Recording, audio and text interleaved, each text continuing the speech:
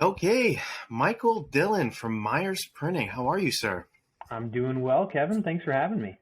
Oh, it's a pleasure. It's a pleasure. I met you. You were down at Amplify, I think, and we had some time together in Minneapolis. Tell me a little bit about your company and some of the stuff that you guys are doing right now. Yeah, so Myers is a almost 75-year-old family business. We're focused on packaging, so folding cartons, corrugate, labels as well, but we also have a good amount of energy going into retail displays Hmm, and a couple other specialty print areas. that's interesting. Yeah, the family company, man. I know how that goes. That's great. And you were recently just named, I think, a chief revenue officer. Congratulations. Yeah, thank you, thank you. I'm feeling very fortunate to be able to be part of the family business and make a contribution at this level. So far, so good. So listen, Michael, we're writing an article on digital embellishment. And for what they think, we've been doing a series. The first one that I did was about how to design for digital embellishment and the obstacles that a lot of users were running into. That's one of the major educational aspects. And then the second one was about estimating for it correctly. And if you estimate too high, you lose the job. You estimate too low, you're commoditizing, and how to thread that line. And the theme of this one, and I think this is really where you're going to be able to bring a lot of insights to us, is going to be really how to market your digital embellishment capabilities to your customers the right way. And I just wanted to open up the conversation with you on that because I know that you have, what is it? You have a TED speaker on your team as well. So you guys understand marketing, understand the ability to get the word out there. Tell me a little bit about what you're seeing work for getting the word out there on a marketing standpoint. Yeah, absolutely. First, I'd say I'm a big believer in individualization and personalization. I know Adam is too, Adam Peake, who you referred to earlier, who's done some great TED Talks. And so I think it depends a lot on the type of the brand that you're talking to. So you have your mass marketing, and then you have when you get a chance to do some better targeted marketing. And it's really different for different groups, right? So sometimes we're using it to show off what it's capable from essentially the perspective of creating bling. So for a lot of groups, this is about catching somebody's attention from significantly further away down an aisle or across a store and getting them to come closer to pick up your package or to pick up your product and give it a closer look. And of course, once somebody's holding that, that's obviously a really important part of the buyer's journey. And I think that digital embellishment helps with each piece of that. But so we're talking about that differently when we're marketing to emerging brands who really need to catch people's attention and draw them in and get them to interact with that product and get to know that brand for the first time.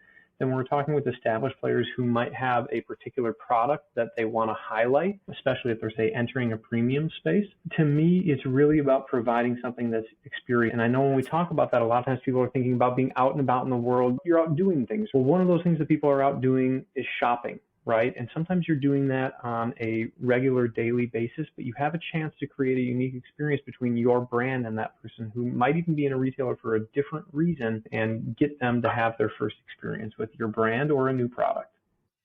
I love that explanation. And that's something I fully agree with. The question is, when you have that conversation with your clients, are they fully aware of that?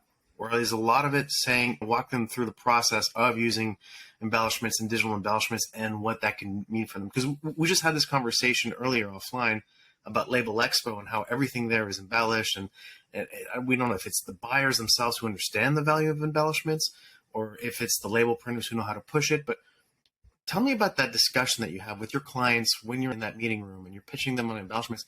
Do they fully understand the benefits? Yeah, there again, back to the personalization and individualization, it really depends on not just the brand that you're talking with, but specifically the buyers. So there are still brands who are really dedicated to getting those buyers who have super deep print knowledge.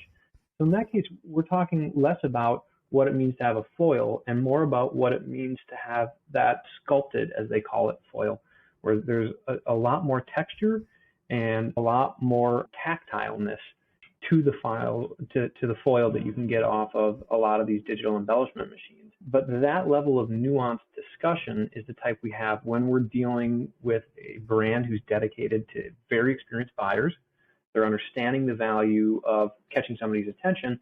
And now it's the difference between the foil that they're used to or even the gloss that they're used to and the experience that you create here, which is completely different than when we're seeing more and more, especially with the hot emerging brands, where they're hiring really smart young people who don't have the same level of print knowledge. And then we're talking a lot more about statistics and studies about hey, I just mentioned to you that you're going to catch somebody's attention from further down the store.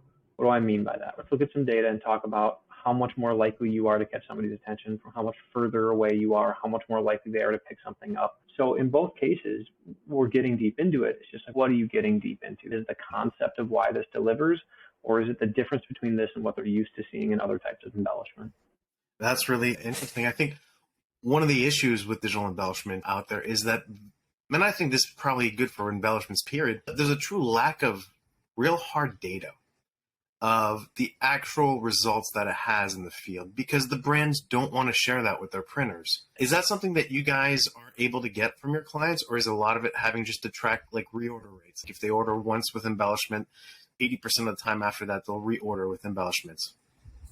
Yeah, no matter how good of a relationship you drive with a client, they're always going to have their own internal policies. So there's a lot of data that we wish we had that we don't always get back. But also the groups that manufacture the equipment do often have data. So that's where we've gotten some of the best data from studies that they've been able to run. So we're leveraging data they were able to collect. You know what else I do?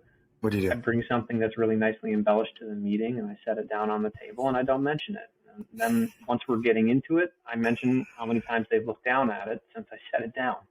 And that's their own. They touched it. Exactly. That's their own firsthand experience with that data. It's anecdotal, but it's its own type of data. Yeah, I agree. That's a big one. So tell me something at Meyers. First of all, what kind of digital embellishment equipment are you running right now? We're running the MGI jet varnish machine for our sheet fed digital embellishments.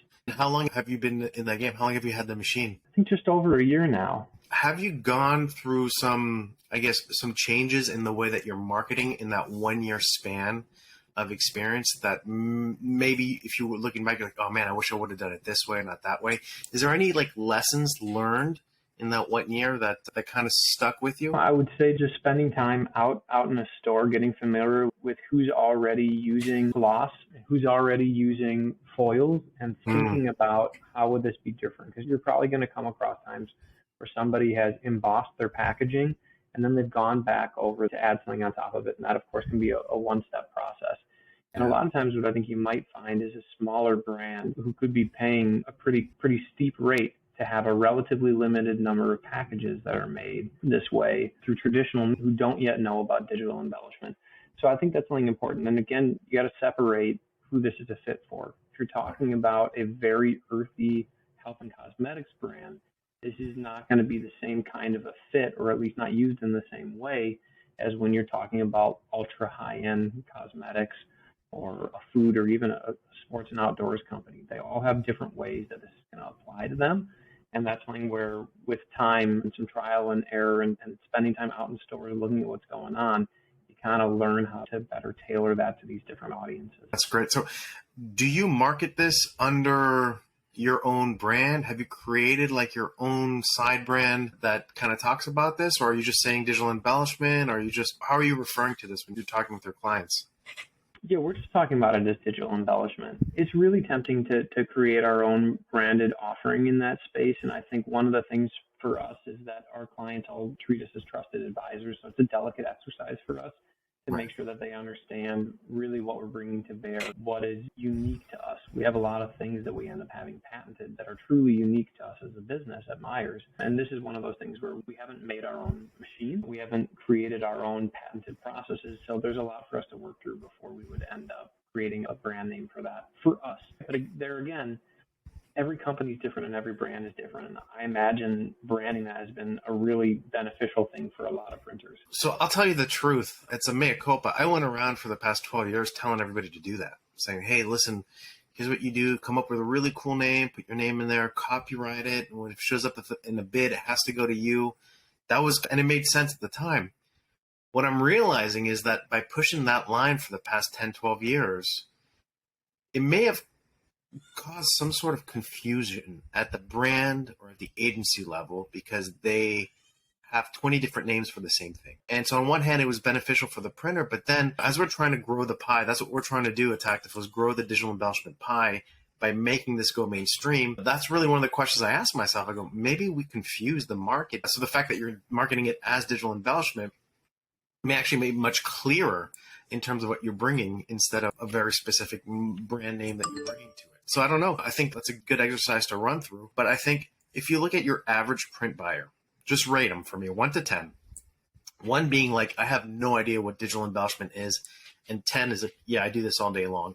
Where does the majority of the brands and agencies that you work with, where do they fall?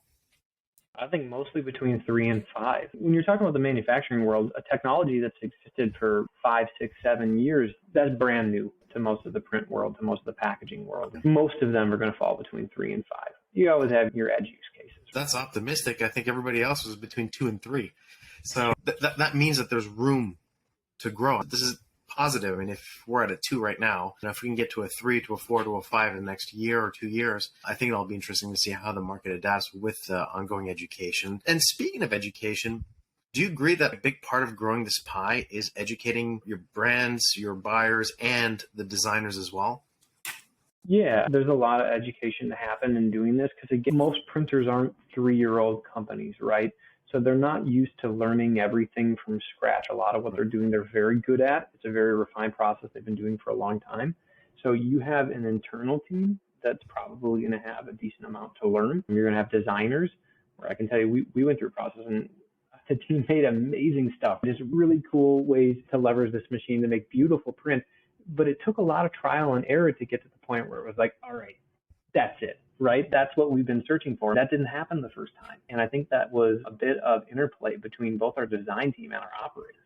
And that's something that we're lucky to be able to have our designers so close to our operators, because we can make a fresh design from scratch, run it, have the designer go down, watch it run, touch it, feel it, look at it, discuss what they were going for with an operator, go back, make changes, and do that same thing and iterate on it. So there's definitely learnings across the board for buyers, for a sales team, for a marketing team, for designers, for operators. And honestly, I'm probably missing an area or two where there's more to be learned. What an advantage you have weapons in your arsenal to be able to go, having your own design team, your own marketing team, being able to seamlessly interact with your operators on the floor. That's the kind of stuff I think that really will set Meyers apart from a lot of other people. Whereas most people that I talk to are really frustrated when the file comes in. It's never set up. They're leaving like 90% on the table of how cool this file could actually end up being.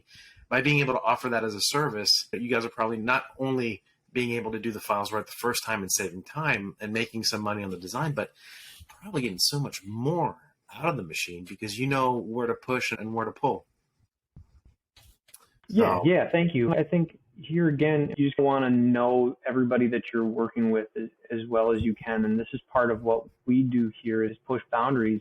And part of the reason we connect is that as we push boundaries, we want to know people like you and your team to make sure that we're doing that as well as possible. I think there's a lot to be learned from other industries. I came out of the tech industry, right? So I think there's a lot for print to learn from the tech world and for print to learn from other worlds. If you think about YouTube creators, if you watch YouTube creators that are engineering things and making some of these incredible inventions, they're doing an extreme amount of iteration. They're trying things, it's failing. They're trying again, it's failing.